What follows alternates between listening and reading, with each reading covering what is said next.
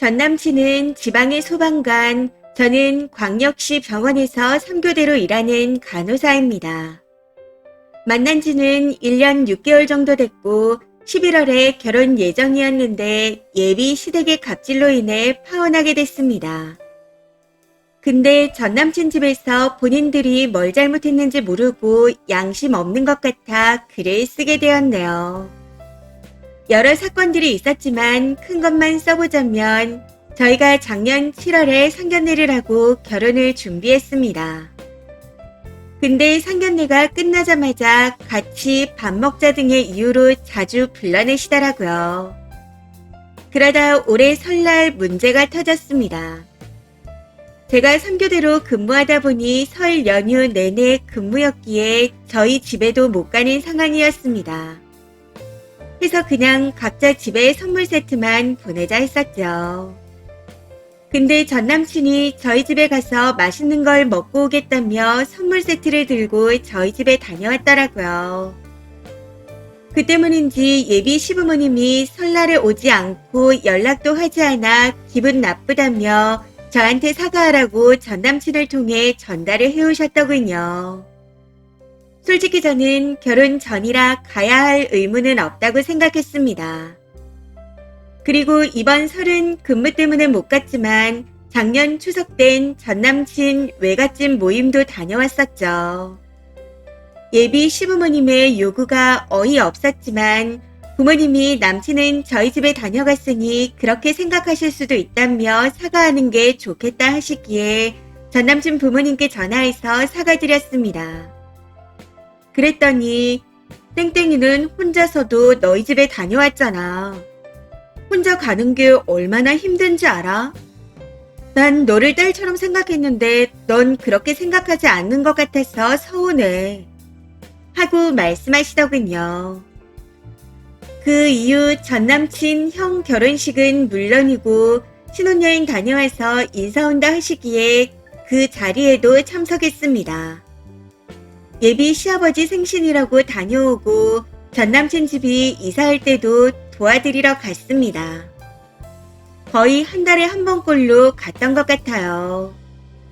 그렇게 지내다 본격적으로 문제가 터지기 시작했습니다. 앞에서 말씀드렸듯이 결혼이 11월에 예정이었는데 전 남친이 7월에 광역시 근교 지역으로 발령이 났습니다. 그래서 신혼집을 빨리 구하자 하더라고요. 저는 여름이 지나고 집을 구하려 했었지만 발령 때문에 어쩔 수 없이 4월에 집을 구하게 되었고 그 때문에 가전 가구도 미리 구매했습니다.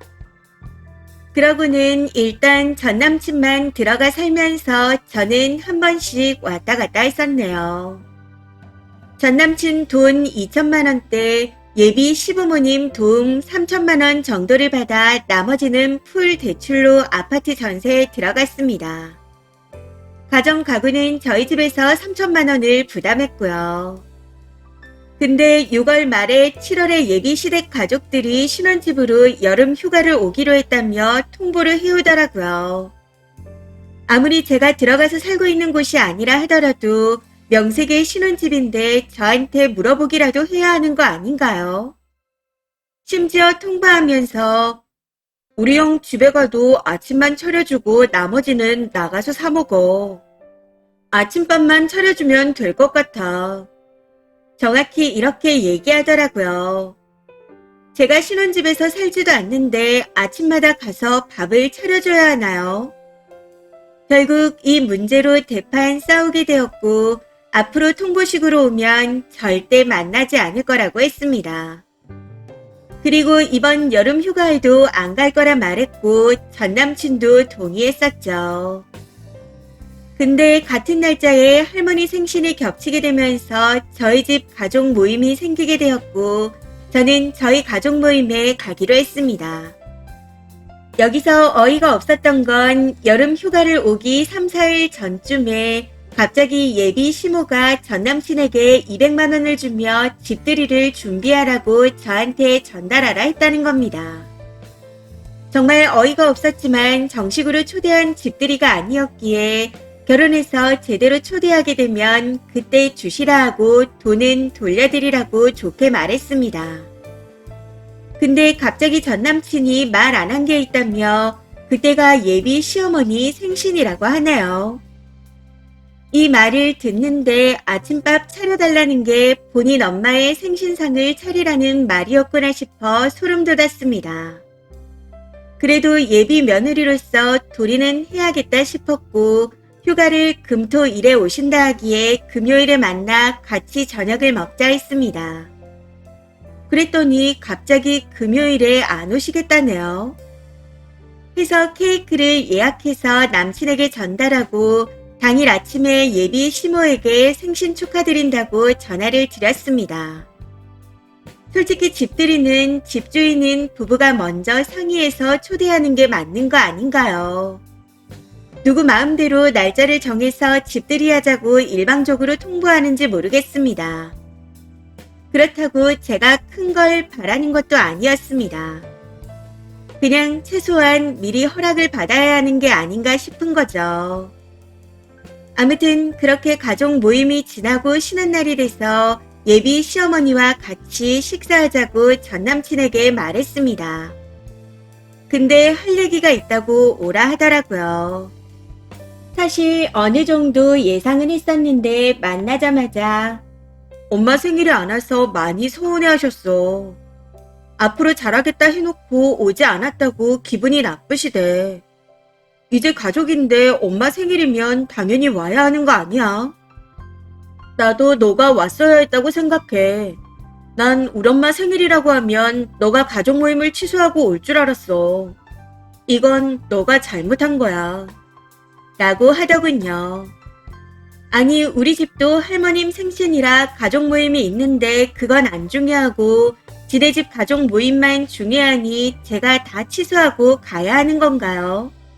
심지어 결혼도 안 했는데. 마치 제가 앞으로 잘하겠다는 말이 저희 가족은 다 무시하고 본인 집 위주로만 간다고 생각하나 싶어 너무 화가 났습니다. 전 남친은 본인 가족들이 모여도 1년에 7번 정도만 모이는데 이것도 싫냐고 합니다. 어이가 없는 건 이런 가족 모임뿐만 아니라 소소하게 밥 먹자며 만나자 와라 부르는 일이 엄청 많다는 겁니다. 결혼도 안 했는데 거의 한 달에 한 번씩은 부르셨던 것 같아요. 심지어 6월에는 같이 캠핑 가자 하셨는데 제가 친한 동생 결혼식이 있어 못 간다고 말씀드렸던 날로 굳이 골랐더라고요.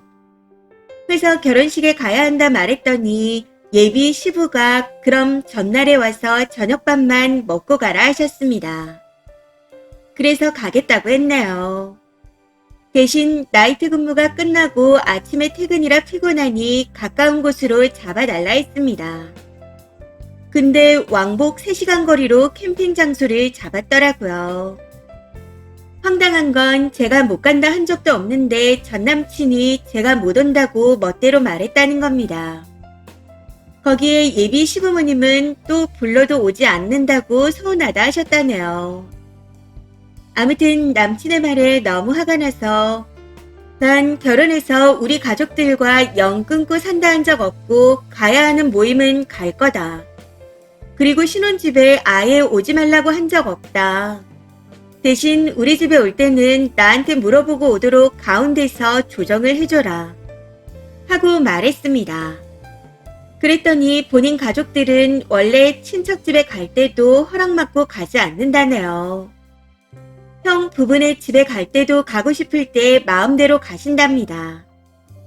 그러면서 왜 자기 부모님이 제 허락을 받고 신혼집에 와야 하는 거냐며 짜증을 내더라고요. 이 말에 저도 난 한 달 근무가 짜여져서 나온다. 그러니 오실 거면 미리 말이라도 해줘야 할 거 아니냐. 그리고 너희 부모님이 부르면 나는 모든 걸 다 취소하고 출근도 안 하고 가야 하는 거냐. 나를 며느리로 생각하는 게 아니고 종으로 생각하는 거 아니냐. 하고 버럭했더니 종이라는 단어에 꽂혀서 비꼬는 말투로 종으로 생각하게 해서 미안하다며 파혼하자 하더라고요. 사실 전 남친이 평소에도 예비 시모가 제 뒷담하는 걸 그대로 전달했었습니다. 예를 들어 전 남친 형 결혼식에 간다 했더니 예비 시모가 30만 원을 주며 옷을 사입으라 하셨는데 그 돈 받고 뒷말 듣는 게 싫어서 전 남친 형수에게 그대로 추기로 냈습니다. 근데 전 남친한테 예비 시어머니가 쟤 내가 준 30만 원으로 옷 사입은 거 맞냐? 라고 하며 무시하는 발언을 하셨답니다. 솔직히 그런 뒷담까지 전달하는데 제가 전 남친 부모님한테 다정하게 할 수 있겠나요? 그리고 신혼집에 남친이 이사할 때도 이사 도와준다고 오셔서 주무시고 가셨습니다. 자차로 1시간 거리인데 멀다고 자고 가시는 것도 이해가 안 됐지만 피곤하고 힘들다며 야식을 드시고 싶다 하셔서 밤 10시에 퇴근하면서 치킨 2마리도 시켜서 갔습니다.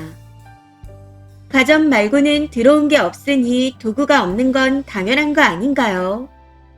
그걸 알고 계셨음에도 집에 수저도 없네 어쩌니 하면서 계속 투덜투덜 하셨고 큰아들 작은아들 집 이사한다고 도와주다가 고생만 하고 간다는 말을 저한테 계속 하시는데 어이가 없었습니다. 아무튼 처음에 파혼 이야기를 듣고 저희 부모님께 말씀드렸더니 반대를 하시더라고요. 결국 이 문제로 예비 시아버지와 저희 아버지가 통화를 하게 되었고 그 과정에서 저에 대한 불만을 토로하셨답니다. 친척들이 다 모인다고 오라고 하면 시간이 안 돼서 못 가요. 하고 제가 항상 냉정하게 끊어버렸다네요. 그러면서 이런 점 때문에 저한테 서운하긴 하지만 본인들도 파혼은 반대라고 했답니다. 참고로 친척들이 모이니 오라고 하셨을 때 일부러 안 간 적은 단 한 번도 없었습니다. 심지어 그런 전화를 직접 받아본 적도 없어요. 냉정하게 말한 건 제가 아니라 본인 아들이고요. 아무래도 제 근무 날짜를 공유 중인데 스케줄표를 확인하고 그날은 안 된다고 남친 선에서 말한 것 같더라고요. 더 어이가 없었던 건 파혼은 반대라고 말해놓고는 본인 아들한테는 내 의견을 존중한다. 파혼하고 싶으면 해라. 하고 말했다는 겁니다. 결국 예비 시아버지도 가운데서 거짓말을 한 거죠. 그렇게 일이 걷잡을 수 없는 상태가 돼버려 파혼을 결정하게 되었습니다. 근데 이후 정리를 하면서도 문제가 터졌네요. 약 1년 전쯤 막 결혼 준비를 시작할 때 신혼집 위치를 정하는데 전 남친이 제가 원하는 곳에서 살자 했었습니다. 그래서 걔네 부모님과 같은 동네에 살면 안 될 것 같아 광역시로 가자고 했었죠. 그랬더니 톡으로 그럼 나는 우리 부모님도 못 보고 살아야 해. 라고 화를 내더라고요. 이건 톡 증거가 남아있고 그 이후 광역시에 살겠다는 말을 한 적이 없었습니다. 신혼집을 미리 구한 것도 전 남친 발령 때문이었고 가정 가구도 본인 입주 날짜에 맞춰야 한다며 빨리 주문하라고 계속 압박했습니다. 이 또한 증거가 남아있어요. 심지어 침대를 살 땐 어디 침대는 싸구려다. 옆에 반장님은 에이스 샀고 다른 반장님은 시몬스 샀다더라. 형네는 실리 침대를 샀다더라. 하는 등 비싼 가구를 사라고 눈치를 많이 줬습니다. 그래서 처음 파혼하자 했을 때 너희 가족들 때문에 파혼하는 거고 너가 파혼하자 했으니까 집, 가전, 가구 전부 알아서 책임지라 했었네요. 제 말에 전 남친도 큰 소리를 치며 본인이 다 책임지겠다 했었고요. 앞서 말씀드렸듯이 저는 본가에서 지내는 중이었기에 집, 가전, 가구 전부 전 남친 혼자 썼고 예비 시댁 가족 모임까지 했었습니다. 저희 부모님은 가전 들어올 때 도와주러 한번 다녀간 이후로 오신 적이 없었고 가구는 아예 본 적도 없네요. 근데 가전 가구 다 합쳐서 3천만 원 정도 되는 것 같으니 말을 바꾸더라고요. 연말 정산 문제로 전 남친이 카드를 만들어 할부로 결제했는데 가전은 본인 카드로 나가고 있으니 책임지겠지만 가구는 다 가져가라네요. 이것도 어이가 없는데 더 황당한 건 그동안 가전과 침대 등 할부금은 실제로 제 돈으로 제가 냈다는 겁니다. 그래서 저는 계속해서 내가 왜 손해를 봐야 하냐 시전 중이에요. 남자를 잘못 만난 죄로 스드메에 쓴 비용 절반은 내기로 했지만 본인이 몇 개월 동안 쓴 가구를 저한테 가져가라 시전하는 게 너무 뻔뻔하게 느껴집니다. 저희 아버지가 전 남친에게 앞으로 전화도 하지 말고 길에서 만나도 아는 척 하지 말라며 화를 내셔서 저한테는 연락을 안 하고 있습니다. 대신 아버지한테 한 푼도 못 준다. 땡땡이가 원해서 산 건데 내가 왜 돈을 다 내야 하냐. 감가가 있으니 중고가로 돈을 주겠다. 하는 등 양심 없는 말을 계속해서 하고 있습니다. 본인이 써서 감가가 생겼는데 그걸 왜 저희가 내야 하나요? 오히려 가구를 가져온다면 그에 대한 감가는 저희가 청구해야 하는 거 아닌가요? 신혼집에 있는 수저와 컵 하나도 전부 제가 산 겁니다. 그래서 그거 가지러 가겠다 했더니 제가 원하는 날짜는 안 된다며 본인 시간에 맞춰서 오라고 통보했습니다. 저희 부모님한테 네, 다 가져가십시오. 다 가져가세요. 라고 비꼬으며 얘기했다네요. 결국 저희 부모님도 무조건 파혼해라. 결혼 전에 이상한 집안인 걸 알아서 다행이다. 하는 중이네요. 마음 같아서는 파혼 위자료 소송이라도 하고 싶은데 어떻게 해야 할지 모르겠습니다. 조언 부탁드려요. 댓글입니다. 첫 번째, 미친 집구석이네요. 거지 같은 놈한테 잘못 걸렸어요. 파혼하자고 먼저 했으니 다 물어내라고 해야죠. 그냥 다 필요 없고 변호사 상담 받을 거라고 하세요. 진짜 추잡합니다. 남자가 모질이라서 평생 장가가기는 튼 것 같네요.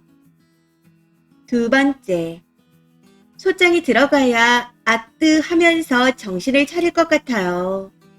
시간 내서 변호사 상담 받으시길. 그리고 광역시 간호사나대서는 거기에 왜 휘둘립니까?